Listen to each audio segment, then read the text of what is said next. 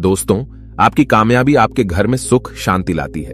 आपका हमेशा मुस्कुराना, हमेशा खुश रहना और स्वस्थ रहना जीवन की बेहतरीन खुशियां देता है और आपको इस दुनिया का सबसे सुखी इंसान भी बनाता है। आज की जो कहानी मैं आपको सुनाने जा रहा हूं, इस कहानी में सारी दुनिया का ज्ञान समाहित है और सभी मुसीबतों का समाधान भी है। इसलिए इस कहानी को आप अंत तक जरूर देखिएगा। बहुत समय पहले की बात है। एक छोटा सा नगर था। उस नगर में एक बहुत ही धनी सेठ रहा करता था। उस धनवान सेठ के पास कहने को सब कुछ था, किसी चीज की कोई कमी नहीं थी। उस धनवान सेठ ने अपने जीवन में बहुत बड़े बड़े मुकाम हासिल किए थे। उसने अपने जीवन में कई सफलताएं प्राप्त की थी। वह जिस नगर में भी व्यापार करने जाता, वहां पर भी उसे सफलता मिलना निश्चित था। वह अपने जीवन में कभी भी हारा नहीं था। उसका व्यापार भी खूब जोरों शोरों से चल रहा था। उसके पिताजी ने उसे ऐसी 4 बातें बता रखी थीं, जिसका वह नियमित पालन किया करता था और उन्हीं बातों का अनुसरण किया करता था। और उन्हीं बातों की वजह से उसका जीवन बड़ा ही सुखमय था। वह जीवन के हर क्षेत्र में सफल था। ऐसे ही काफी समय बीत गया और अब वो धनवान सेठ काफी बूढ़ा हो चुका था। अब उसे लगने लगा था कि मेरी मृत्यु बहुत नजदीक है, मेरी मृत्यु कभी भी हो सकती है। और वह जानता था कि उसका बेटा बहुत भोला है, बहुत नादान है, उसे अभी दुनियादारी की समझ नहीं है। इसलिए उसने अपने बेटे को अपने पास बुलाया और अपने बेटे से कहा, बेटा, मैंने अपने पिताजी से 4 बातें सीखी थीं और उन्हीं बातों को मैंने अपने जीवन में उतारा। उन्हीं के अनुसरण की वजह से आज मैं अपने जीवन में इतना सफल हूं, अपना जीवन सुखमय पूर्वक बिता रहा हूं। उन्हीं बातों की वजह से आज मैं इतना सुखी हूं, संतुष्ट हूं और इतना धनवान हूं। ना ही कभी मुझे कोई बीमारी हुई और ना ही मुझे कभी कोई धन की कमी हुई। और तुम देख ही पा रहे हो कि मैं इस नगर का सर्वश्रेष्ठ धनवान हूं। लेकिन आज मेरे पास जो कुछ भी है, मैं उससे संतुष्ट हूं, मैं खुश हूं। लेकिन मैं चाहता हूं कि तुम मुझसे भी आगे बढ़ो। तुम और नाम कमाओ, तुम और धन कमाओ, लोग तुम्हारे बारे में जाने, तुम्हें पहचाने, क्योंकि हमारा समय कुछ और था और तुम्हारा आने वाला समय कुछ और ही है। उस धनवान सेठ ने अपने बेटे को अपने और करीब बुलाया और उससे कहने लगा, बेटा, आज मैं तुमको दुनिया की ऐसी 4 महत्वपूर्ण बातें बताने जा रहा हूं जो मुझे मेरे पिताजी ने बताई थी और इसी के कारण आज मैं इतना सफल हूं। यदि तुमने इन सभी बातों को अपने जीवन में उतार लिया, इनका नियमित तौर पर पालन किया, इनका अनुसरण किया, तो तुम भी अपने जीवन में बहुत धनवान बन जाओगे, अपने जीवन को बहुत सुखमय तौर पर बिताओगे। इन बातों के अनुसरण से न तो तुम्हारे घर परिवार में कोई दुख आएगा और न ही तुम्हारे व्यापार में कभी कोई परेशानी उत्पन्न होगी। इतना कहकर धनवान सेठ अपने बेटे को 4 बातें बताना शुरू करता है।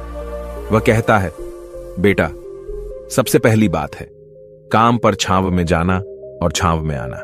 दूसरी बात, अपने घर के चारों तरफ चमड़े की बाड़ रखना। तीसरी बात, हमेशा खाने को मीठा करके खाना। और चौथी बात, अपनी पत्नी को हमेशा बांध कर रखना। इतना कहकर वह धनवान सेठ अब निश्चिंत हो चुका था। वह यह जानता था कि उसका बेटा बहुत भोला है। वह अपने पिता की बात अवश्य मानेगा और इन सभी 4 बातों को अपने जीवन में उतारेगा और इनका अनुसरण भी करेगा। देखते देखते कुछ महीने बीत गए और फिर एक दिन धनवान सेठ मृत्यु को प्राप्त हो गया। अपने पिता की मृत्यु के बाद उस धनवान सेठ के बेटे ने उन सभी 4 बातों को एक कागज पर लिख लिया ताकि वह उन्हें भूल न जाए और उन्हीं बातों को वह अपने जीवन में उतारने लगा। उन 4 बातों का अनुसरण करने लगा। सबसे पहली बात जो उसके पिता ने उससे कही थी, छांव में जाना और छांव में आना, तो उसने अपने घर से लेकर अपनी दुकान तक पूरे रास्ते पर एक टेंट लगवा दिया, क्योंकि उसके पास पैसा तो बहुत था और उसे कोई रोकने वाला भी नहीं था। जब भी कोई उससे पूछता कि आखिर तुमने ऐसा क्यों किया, तो वह उसके जवाब में बस इतना ही कहता कि मेरे पिताजी ने मुझसे ऐसा ही करने को कहा है। इसके बाद उसने अपने पिता की अगली बात का अनुसरण किया। उसने अपने घर के दोनों तरफ चमड़े की एक दीवार खड़ी करवा दी। इसे देखकर आसपास के लोग बहुत क्रोधित हो गए। वे लोग उससे झगड़ा करने पर भी उतर आए। कई लोगों ने तो यह तक कह डाला कि आखिर तुमने ऐसा क्यों किया, चमड़े की बाड़ तुमने क्यों खड़ी करवा दी, चमड़े से बहुत बदबू आती है और इससे हमें तकलीफ होती है, इसे आज ही निकलवा दो। लेकिन कोई उसका कुछ भी ना बिगाड़ सका, क्योंकि उसके पास बहुत पैसा था। इसलिए कोई भी व्यक्ति उसका ज्यादा समय तक विरोध न कर सका और उसने भी मन बना लिया था कि वह अपने पिता की सभी बातों को पूरे दिल से मानेगा। उसके पिता ने उसे तीसरी बात कही थी, खाने को मीठा करके खाना। जिस कारण वह अपनी पत्नी से हर रोज खाने में कुछ मीठा ही बनवाता था। कभी सेवियां, कभी खीर, कभी हलवा तो कभी मिठाइयां। हमेशा यही सब खाता रहता। और उसके पिता ने उसे चौथी बात कही थी, अपनी पत्नी को हमेशा बांध कर रखना, जिस कारण वह हर रोज अपनी पत्नी को रस्सी से बांध कर रखता था। ऐसे ही कई दिन बीत गए और देखते ही देखते अब वह सेठ के बेटे का जीवन धीरे धीरे बर्बाद होने लगा था, क्योंकि उसने अपने पिता की सभी बातों का गलत मतलब निकाला था और वह उसी के अनुसार उनका पालन कर रहा था। देखते देखते उसका उतना बड़ा व्यापार अब ठप होने लगा था। उसके यहां पर ग्राहकों की संख्या कम होने लगी थी, क्योंकि जब उसका मन करता तब वह दुकान जाया करता और जब उसका मन करता तो वह दुकान से वापस घर लौट आता। उसका अपने पिताजी के इस कारोबार में मन नहीं लगता था। इस कारण उसके सारे ग्राहक अब उससे नाराज होने लगे थे। उसके सारे ग्राहक अब एक एक करके उस दुकान को छोड़ते चले जा रहे थे। इसी कारण उसका पूरा व्यापार अब ठप हो चुका था। जिस व्यापार को खड़ा करने में उसके पिताजी ने खून पसीना एक कर दिया था, उस व्यापार को उसने कुछ ही महीनों में पूरी तरह से बर्बाद कर दिया था। अब उसका धंधा बहुत कम हो चुका था, जिस कारण वह बहुत परेशान रहता था। वह बहुत चिंतित रहता था और इसके साथ ही उसने अपने घर के चारों तरफ चमड़े की दीवार खड़ी करवाई थी। उस कारण आसपास पर बहुत गंदी बदबू फैल चुकी थी। इसलिए जो भी उसके आसपास रहते थे उन सभी ने वह घर छोड़कर कहीं और पर अपना बसेरा बसा लिया। चमड़े की बदबू के कारण अब उसके घर में भी कोई नहीं आता था। यहां तक कि उसके मित्र और रिश्तेदार भी उस घर में आने से कतराते थे। लेकिन अब भी उसे समझ नहीं आ रहा था कि आखिर ये सब हो क्यों रहा है। वो बहुत परेशान रहने लगा था और वह हमेशा मीठा भोजन किया करता था, जिस कारण उसका वजन बहुत ज्यादा बढ़ चुका था और इस मोटापे के कारण उसके शरीर में न जाने कितनी सारी बीमारियों ने अपना घर बना लिया था। आए दिन उसके घर पर वेद आने लगे थे। इन्हीं कारणों से अब उसका पैसा भी इन चीजों में बर्बाद होने लगा था और अपने पिता की चौथी बात उसने मानी थी। वह थी अपनी पत्नी को बांध कर रखता, जिसकी वजह से उसकी पत्नी उससे नाराज हो गई और वह घर छोड़कर अपने मायके लौट गई। उसने अपनी पत्नी को मनाने की कोशिश की, तरह तरह के उपाय किए, लेकिन उसकी पत्नी नहीं मानी। और वैसे भी कोई भी स्त्री ऐसे मर्द के साथ क्यों रहना चाहेगी जो उसे बेवजह ही बेबात पर बांध कर रखता हो। देखते देखते अब वह सेठ के बेटे का पूरा जीवन बर्बाद हो चुका था। न तो अब उसके पास व्यापार बचा था, न ही धन, न ही उसकी पत्नी, और न ही वह रिश्तेदार जो पैसों के लिए उसके आसपास घूमा करते थे। और तो और अब उसका स्वास्थ्य भी ठीक नहीं रहता था, जिस कारण वह बहुत चिंतित रहने लगा था, बहुत परेशान रहने लगा था। उसे यह सब समझ ही नहीं आ रहा था क्या हो रहा है और क्यों हो रहा है। इन सभी बातों को लेकर तो बहुत परेशान रहता और वह मन ही मन अपने पिताजी को कोसा करता, कहता, पिताजी आपने तो मेरा पूरा जीवन बर्बाद कर दिया। आपकी उन 4 बातों के कारण आज मुझसे मेरा सब कुछ छिन चुका है।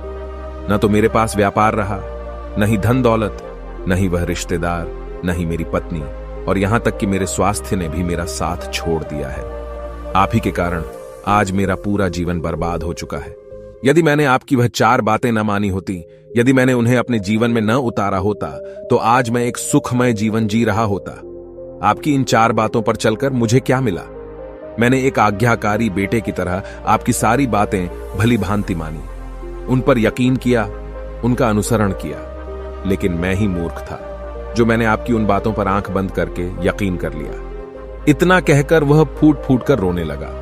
तभी उसे एक दिन पता चला कि उसके पास के नगर में एक साधु आए हुए हैं और वह साधु सभी की समस्याओं का हल बताते हैं। चाहे कैसी भी समस्या हो, वह उसका निवारण अवश्य करते हैं। यह सुनकर उसने सोचा कि चलो एक बार मिलकर देखता हूं, हो सकता है कि मेरी भी समस्या का समाधान मुझे मिल जाए। इस आशा के साथ वह उन साधु के पास पहुंचा। वहां पहुंचकर सीधा उनके चरणों में जा गिरा और जोर जोर से रोने लगा। वह कहने लगा, हे गुरुवर, अब आप ही मुझे बचा सकते हैं। मेरे पिताजी ने तो मेरा पूरा जीवन बर्बाद करके रख दिया। आज मेरी जो भी स्थिति है वह सब मेरे पिताजी के कारण ही है। मेरे पिताजी ने मुझे जैसा कहा मैंने वैसा ही किया। हमेशा एक अच्छे बेटे की तरह उनकी सारी बातें मानी, अपने सारे फर्ज निभाए, और देखिए मेरे पिताजी ने मेरे साथ क्या किया। मरते मरते भी वह मुझे गलत बात सिखा गए और उसका खामियाजा मुझे आज भुगतना पड़ रहा है, क्योंकि मैंने उनकी सभी बातों को अपने जीवन में उतारा, उनका अनुसरण किया, और देखिए आज मेरे साथ क्या हो गया। मेरा तो पूरा जीवन ही बर्बाद हो गया। मैं अब तक यह नहीं समझ पाया कि मेरे पिताजी ने मेरे साथ ऐसा क्यों किया। क्या मैंने उनके साथ कुछ गलत किया था? इतना कहकर वह उन साधु के सामने और भी जोर जोर से रोने लगा। तभी वह साधु महाराज उस सेठ के बेटे से कहते हैं, बेटा चुप हो जाओ, पहले मुझे अपनी सारी बात तो बताओ। आखिर तुम्हारे साथ क्या हुआ है? तुम इस तरह से क्यों रो रहे हो? तुम्हारी इस परेशानी का क्या कारण है? उन साधु के इतना कहने पर उस सेठ के बेटे ने पर्ची उन साधु के हाथ में रख दी, जो उसने अपने पिता की मृत्यु के बाद लिख रखी थी, जिसमें उसने अपने पिता की चारों बातें लिखी थी। उन साधु ने पर्ची ली और उसे पढ़ने लगे, और उन्होंने जैसे ही वह पढ़ा, वह जोर जोर से हंसने लगे, और वह उस सेठ के बेटे से कहते हैं, तुम कितने बड़े मूर्ख हो। तुम्हारे पिता ने तो तुम्हें दुनिया का सारा ज्ञान दे दिया, लेकिन तुम उसे समझ नहीं पाए। तुम उसका सही तरह से पालन नहीं कर पाए और कहते हो कि तुम्हारे पिता ने तुम्हें गलत राह दिखाई है, तुमने गलत संदेश दिया है। तुम्हारे पिताजी तो तुम्हारी परीक्षा ले रहे थे कि तुम उनकी बातों को समझ पाते हो या नहीं, तुम उनकी बातों का सही मतलब निकाल पाते हो या नहीं। यदि वह चाहते तो इसका मतलब तुम्हें अच्छी तरह से बता सकते थे, लेकिन वह चाहते थे कि तुम इन बातों का मतलब खुद से जानो, खुद से समझो कि इन बातों का क्या अर्थ है। लेकिन अब तो ऐसा प्रतीत होता है कि मानो तुम्हारी बुद्धि बिल्कुल भ्रष्ट हो चुकी है। तुमसे बड़ा मूर्ख मैंने आज तक नहीं देखा। जिसके पास दुनिया का इतना बड़ा ज्ञान हो, वह भला इतनी बड़ी मूर्खता कैसे कर सकता है? तुम्हारे पास कोई ज्ञान नहीं है, तुमने कोई भी ज्ञान अर्जित ही नहीं किया। अगर तुम इन बातों का सही मतलब समझ चुके होते तो तुम भी अपने जीवन में अपने पिता की तरह ही सफल होते, खुश होते, और तुम्हारा जीवन सुखमय तरह से बीत रहा होता। लेकिन तुम इतने बड़े मूर्ख हो कि तुमने अपने पिता की बातों का गलत मतलब निकाल लिया। उन बातों के मतलब के बारे में तुमने सोचा तक नहीं। उन्होंने जैसा कहा तुमने वैसा करना शुरू कर दिया। यदि तुम्हें उन बातों का अर्थ नहीं पता चल रहा था तो तुम किसी ज्ञानी से मिल सकते थे, तुम उससे उस बात का मतलब निकाल लेते। लेकिन जैसा तुमने अपने पिता की इन बातों को समझा है, इसका मतलब वैसा नहीं है। इस पर वह धनवान सेठ का बेटा कहता है, हे गुरुवर, आप क्या कहना चाहते हैं? क्या मैं अपने पिता की बातों को सही नहीं समझ रहा? और वैसे भी इसमें समझने लायक है क्या? उन्होंने तो सब कुछ साफ साफ ही बताया था और मैंने उन्हें अपने जीवन में उसी तरह से उतार लिया। तो फिर मैंने गलत क्या किया है? इस पर गुरुवर एक बार फिर मुस्कुराने लगे और उस सेठ के बेटे से कहते हैं, बेटा, ये जो बातें लिखी गई हैं, इन बातों के पीछे एक गहरा अर्थ है जिसे तुम समझ नहीं पाए। इसी कारणवश तुमने यह मूर्खता कर दी और इसी कारणवश तुमने अपना पूरा जीवन बर्बाद कर लिया। लेकिन अब भी कुछ नहीं बिगड़ा, अब भी तुम्हारे पास बहुत समय है। यदि तुम चाहो तो अब से मेहनत करके भी तुम अपने जीवन में एक बार फिर से वह खुशहाली व समृद्धि सब कुछ हासिल कर सकते हो। इस पर वह सेठ का बेटा कहता है, ठीक है, कृपया करके मुझे उन चारों बातों का मतलब समझाइए। आखिर उन चार बातों का क्या अर्थ है? इस पर साधु सेठ के बेटे को कहते हैं, तुम्हारे पिताजी ने तुमसे कहा था काम पर छांव में जाना और छांव में आना। इसका मतलब यह है सूर्य निकलने से पहले ही तुम दुकान पर पहुंच जाना और सूर्यास्त होने के बाद ही तुम वापस घर आना, जिससे तुम्हें दुकान पर अधिक से अधिक समय मिल पाएगा। तुम उस काम को अच्छी तरह समझ पाओगे, उस काम को अच्छी तरह से कर पाओगे, उस काम को बढ़ाने में तुम अपना दिमाग लगा पाओगे और तुम अपने काम में तरक्की कर पाओगे। लेकिन तुमने तो इसका गलत ही मतलब निकाल लिया। तुमने तो अपने घर से लेकर दुकान तक एक ऐसा टेंट लगवा दिया जिससे तुम छांव में आ सको और छांव में जा सको। अब तुम ही बताओ, क्या तुमने अपने पिताजी की इन बातों का सही मतलब समझा था? यह सुनकर वह सेठ का बेटा जोर जोर से रोने लगा और कहने लगा, हे गुरुवर, मेरी ही गलती थी। मैंने अपने पिता की इन बातों का गलत मतलब निकाला और इसी कारणवश आज मैं पूरी तरह से बर्बाद हो चुका हूं। मैं ही सबसे बड़ा मूर्ख था। मेरे पिताजी ने तो मुझे इतना महत्वपूर्ण ज्ञान दिया था, लेकिन मैं उस हीरे को पत्थर समझ बैठा। आगे वह सेठ का बेटा उन गुरुवर से कहता है कि गुरुवर, दूसरी बात क्या है, उसका अर्थ क्या है? आगे गुरुवर दूसरी बात का अर्थ समझाते हुए कहते हैं, चमड़े की बाड़ करवाना।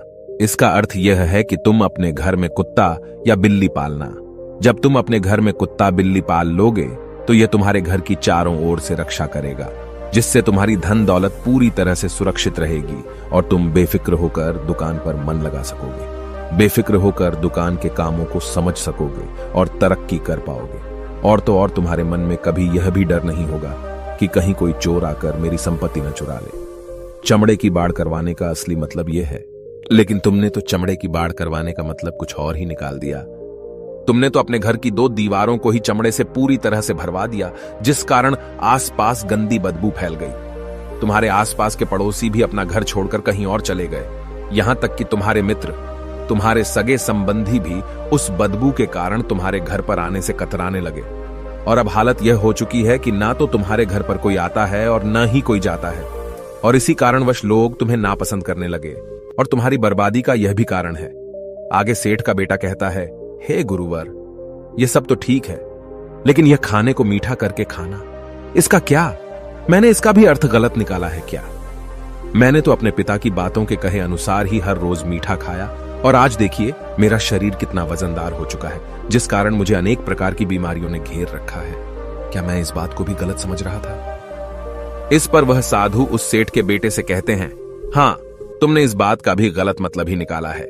मीठा करके खाने का अर्थ यह है कि जब भी तुम्हें भूख तेजी से लगे तभी तुम्हें भोजन करना है, न उसके पहले और न उसके बाद। अन्यथा यदि तुम्हें भूख न लगी होगी और तुम्हें भोजन मिल जाए तो तुम उस भोजन की कभी कदर नहीं करोगे। वह रोटी तुम्हें कभी मीठी नहीं लगेगी। फिर चाहे वह भोजन कितना भी स्वादिष्ट क्यों ना हो, चाहे भोजन कितना भी लाजवाब क्यों ना हो, तुम उसकी कदर कभी नहीं कर पाओगे, तुम उसका सम्मान कभी नहीं कर पाओगे। किंतु जब एक व्यक्ति को जोरों की भूख लगी होती है तो उसके सामने यदि तुम सूखी रोटी भी रख दो तो भी वह उसके लिए किसी पंचमेल से कम नहीं है। वह उसे प्रेम पूर्वक खाता है, उसका आदर करता है, उसका सम्मान करता है, और वह रोटी उसे मीठी लगती है। इसीलिए तुम्हारे पिताजी ने यह कहा था कि भोजन मीठा करके खाना, जिससे तुम्हारा स्वास्थ्य भी अच्छा रहेगा। क्योंकि जब एक व्यक्ति को भूख लगी होती है और उस समय पर जब वह भोजन करता है तो वह उसके लिए एक अमृत समान होता है, और वहीं पर जब किसी व्यक्ति को भूख न लगी हो और ऐसे समय पर वह भोजन करता है तो वह उसके लिए विष समान है, वह उसे बहुत नुकसान पहुंचा सकता है। लेकिन तुमने तो इसका भी गलत मतलब निकाला था। तुम हर रोज मीठा खाने लगे, जिस कारण तुम्हारा वजन बढ़ने लगा, और इसी कारणवश तुम्हारे शरीर में अनेक रोग ने अपना घर बना लिया और यह तुम्हें मृत्यु के करीब ले जा रहा था। इसलिए आज से जब भी तुम्हें जोरों की भूख लगे तभी भोजन करना तुम्हारे लिए अत्यधिक फायदेमंद होगा और तुम्हारे शरीर को हमेशा निरोगी बनाने में तुम्हारी मदद करेगा। और जब भी तब भोजन की आवश्यकता न हो, तुम्हें भूख न लगी हो, ऐसे समय पर भोजन कभी ना करना। यह तुम्हारे लिए बहुत नुकसानदायक साबित होगा। और यही तुम्हारी तीसरी गलती थी, जिस कारण तुम्हारा पूरा जीवन बर्बाद हो रहा था। आगे सेठ का बेटा कहता है, चौथी बात तो बिल्कुल साफ लिखी गई है, अपनी पत्नी को हमेशा बांध कर रखना, तो इसका अर्थ भी कुछ और है। क्या मैंने इसका भी गलत मतलब निकाला है? इस पर साधु कहते हैं, हां बेटा, अपनी पत्नी को बांध कर रखने का अर्थ यह नहीं है कि तुम रोज रस्सी से बांध कर रखो, बल्कि इसका अर्थ तो यह है कि जब भी तुम दोनों के बीच में कोई आपसी मतभेद हो जाए, कुछ नोक झोंक हो जाए, तो तुम अपनी पत्नी पर हाथ मत छोड़ना। जब तक एक स्त्री का पति उसके साथ रिश्ते में बंधा होता है तो वह अपने रिश्तों में बंध जाती है और वह अपने रिश्ते को पूर्ण तरीके से निभाने का हर मुमकिन प्रयास करती है। और ऐसे समय पर यदि तुम्हारे बीच कुछ नोक झोंक हो जाए, कुछ गलतियां हो जाए, और ऐसे समय पर तुम उस स्त्री का हाथ नहीं छोड़ते, तो वह तुम्हें छोड़कर कभी नहीं जाएगी। लेकिन इसका अर्थ यह भी नहीं है कि तुम अपनी पत्नी पर अत्याचार करो, बल्कि तुम्हारे पिताजी यहां पर कहना चाहते थे कि जो भी कोई व्यक्ति तुम्हारे साथ किसी रिश्ते में जुड़ा हुआ है, उसे अपने रिश्ते में इस तरीके से बांध लो कि वह तुम्हारे साथ झगड़े और नोक झोंक के बाद भी नुकसान न पहुंचा सके, वह तुम्हारे साथ कुछ गलत न कर सके और तुम्हारा फायदा न उठा सके। अपने रिश्तों को हमेशा बांध कर रखना, उन्हें खुला मत छोड़ना, अन्यथा वह तुम्हारे हाथ से फिसल जाएंगे। और हम में से अधिकांश लोग अपने जीवन में यही गलतियां करते हैं और अपने नए रिश्तों को कभी समय नहीं देते, जिस कारण उनका रिश्ता उतना मजबूत नहीं हो पाता और इसी कारणवश वह अपने रिश्ते से हाथ धो बैठते हैं। और यही गलती तुमने भी की। तुमने तो अपनी पत्नी को बांध कर रखा था, तो भला वह तुम्हें कैसे माफ कर सकती है? और यही कारण है कि वह तुम्हें छोड़कर चली गई। तुमने जो अपनी पत्नी के साथ किया वह माफी के लायक नहीं है, लेकिन तुम्हें अपनी पत्नी से माफी मांगनी चाहिए क्योंकि तुमने गलत किया है। इसलिए जाओ और अपनी पत्नी से माफी मांगो, उसे वापस घर लाओ। और यही वह 4 बातें थीं जो तुम्हें तुम्हारे पिता ने समझाने का प्रयास किया था, लेकिन तुमने इन सभी बातों का गलत मतलब निकाला और इसी कारणवश तुम पूरी तरह से बर्बाद हो गए। किंतु अभी भी तुम्हारे पास बहुत समय है। यदि तुम इन सभी बातों का सही से अनुसरण करते हो तो तुम अपने जीवन में एक बार फिर से वह सब कुछ हासिल कर सकते हो जो तुमने खोया है। ये सारी बातें हमारे जीवन की पूरी परेशानियों का समाधान है। तुम किसी भी तरह से इनको देख सकते हो। यदि तुम कामयाब होना चाहते हो तो तुम्हें मेहनत करनी ही होगी। सूर्य निकलने से पहले तुम्हें अपने घर से निकलना होगा और हमेशा सूर्य के ढलने के बाद ही तुम्हें घर वापस लौटना होगा, ताकि धन दौलत को कोई तुमसे छीन न ले। तुम्हें अपने रिश्तों को कुछ इस तरीके से बांधना होगा ताकि वह रिश्ते तुम्हें परेशान न करें, तुम्हें तकलीफ न पहुंचाएं, तुम्हारा फायदा न उठाएं। और हमेशा एक अच्छा और स्वस्थ भोजन करना जब तुम्हें भूख लगी हो, ताकि तुम्हें जो भी सांसें मिली हैं तुम उसे खुशी खुशी जी सको। और अपने रिश्तों को हमेशा बांध कर रखना, उन्हें खुला मत छोड़ना, अन्यथा वह तुम्हारे हाथ से फिसल जाएंगे। और अपने घर में अवश्य ही कुत्ते या बिल्ली को जरूर पालना, ताकि तुम्हारा धन हमेशा सुरक्षित रहे। इन सभी बातों का अपने जीवन में अनुसरण करने के बाद तुम अपने जीवन में सब कुछ एक बार फिर पा सकते हो जो तुमने आज तक खोया है, और हो सकता है कि तुम इससे भी अधिक उन्नति कर पाओ, इससे भी अधिक समृद्धि पा सके, अपने जीवन को खुशहाल और सुखमय बना सके। इतना कहकर साधु शांत हो गए और सेठ का बेटा भी अपनी सभी गलतियों को समझ चुका था। उसने उन गुरु को प्रणाम किया और वापस अपने घर लौट गया। उसने उन सभी चारों बातों को अपने जीवन में उतारा, उनका सही सही अनुसरण किया। उसके बाद से उसके जीवन में सकारात्मक प्रभाव दिखने लगे। वह एक बार फिर से अपने व्यापार को खड़ा करने में सफल रहा। वह एक बार फिर से अपनी पत्नी को घर लाने में सफल रहा, और देखते ही देखते उसका जीवन सुखमय और आनंदमय हो गया था। मुझे उम्मीद है कि आपको यह कहानी पसंद आई होगी और आपने इससे कुछ सीखा होगा। कहानी के बारे में अपने विचार आप हमें नीचे कमेंट बॉक्स में कमेंट करके बता सकते हैं। जाने से पहले वीडियो को लाइक करें और चैनल को सब्सक्राइब जरूर करें। नमो बुद्धाय।